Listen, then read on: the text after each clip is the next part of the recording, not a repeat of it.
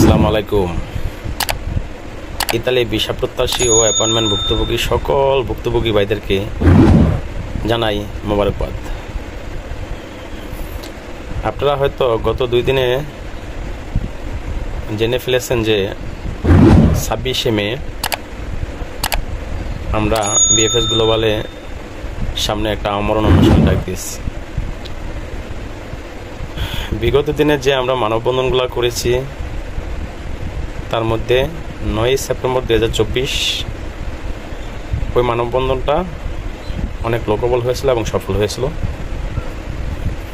তারপরে অনেকগুলো মানববন্ধন এবং সংবাদ সম্মেলন অনেক কিছু করেছি।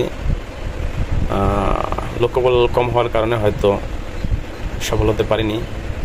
সফল না হওয়ার অনেকগুলো কারণ আছে, সেটা হলো আমরা সকল ভুক্তভোগীদেরকে একই প্ল্যাটফর্মে আনতে ব্যর্থ হয়েছিলাম। কিন্তু 26শে মে যে আমরণ অনুষ্ঠানে আমরা ডাক দিয়েছি সে ব্যাপারটা একদম টোটালি ডিফারেন্স। যেমন আমরা গত 7 থেকে 10 দিন যাবৎ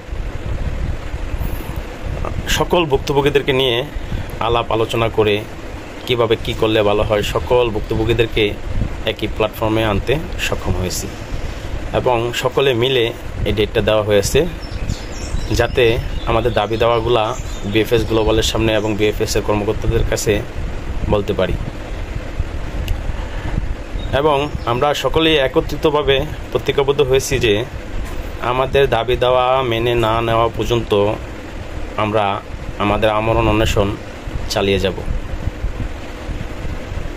আরেকটা বিষয় হলো যে ভাই এটাই শেষ, আর কখনোই আপনাদেরকে ডাকা হবে না যে ভাই আপনারা আসেন আমরা মানববন্ধন করি, আমাদের এই ভিসা জটিলতা বা অ্যাপয়েন্টমেন্ট জটিলতা নিয়ে কথা বলি।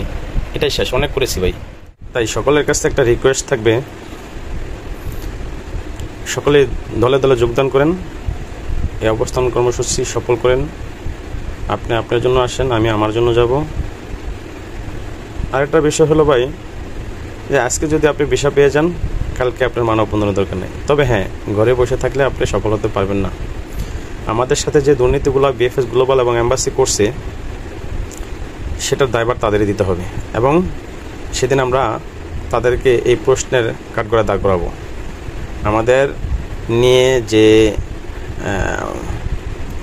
নিঠুর খেলায় তারা মেতে উঠেছে এবং আমাদের সাথে যে অনিয়মগুলো করেছে সেগুলোর প্রশ্নের উত্তর সেদিন আমাদেরকে দিতে তারা বাধ্য হবে। বিএফএস গ্লোবালের সামনে যাব। বিএফএস গ্লোবাল যদি মনে করে অ্যাম্বাসেডরকে ডাকাবে, ওয়েলকাম। আর যদি মনে করে যে না তারা সমাধানের পথ খুঁজে বার করবে তবে আমাদের দরকার ভাই লোকবল। তাই কোনো ভেদাভেদ বা মতের মিল না হলে সমস্যা নেই। লাস্ট শেষবারের মতন সকলেই 26শে মে দলে দলে যোগদান করবেন বিএফএস গ্লোবালের সামনে। আল্লাহ হাফেজ, আসসালামু আলাইকুম।